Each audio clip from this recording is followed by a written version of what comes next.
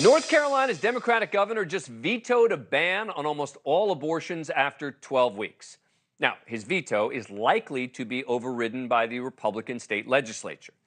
But before that happens, the governor's begging, pleading for even just one Republican to flip to his side. He just needs one vote to keep the veto in place.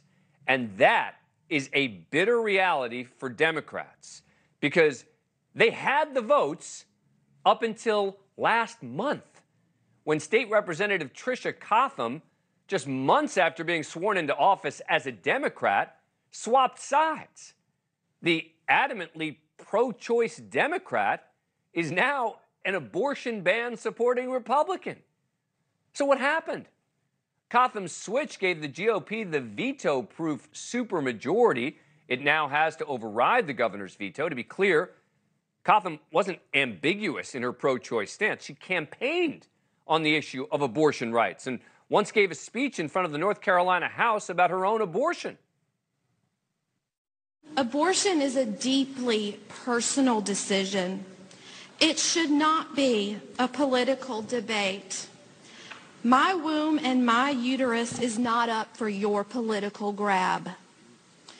Legislators, you do not hold shares in my body.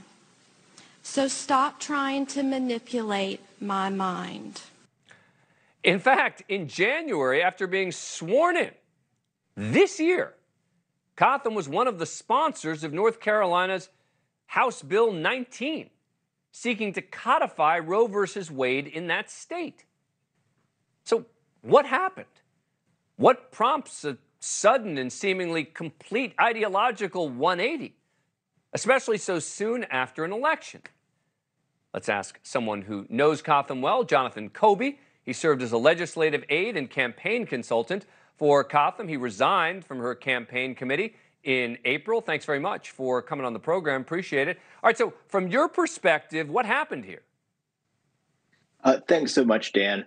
So I'll tell you, from everything I've seen, both publicly and privately, this was not so much of an overnight change in her worldview, but a deeply petty and vindictive, ego-driven decision to switch parties back in April. It had nothing to do with all of a sudden changing her beliefs on everything, but it was about perceived slights from her own party. Tricia Cotham was first elected in 2007 and served until 2016 when she was a reliable vote for Democratic priorities. She took a break from the legislature and ran for office again in 2022, won her House seat largely on the same Democratic platform of supporting abortion rights, LGBTQ rights. But what I saw in the past year is someone that was different than she was before. This is someone that was very entitled. She didn't feel the need to build relationships again with her Democratic colleagues or even meet with organizations in her district. She blew off endorsement interviews with groups like Planned Parenthood and other key stakeholders in these debates. She didn't attend Democratic caucus meetings. And she missed crucial votes on bills that our Democratic governor had overridden.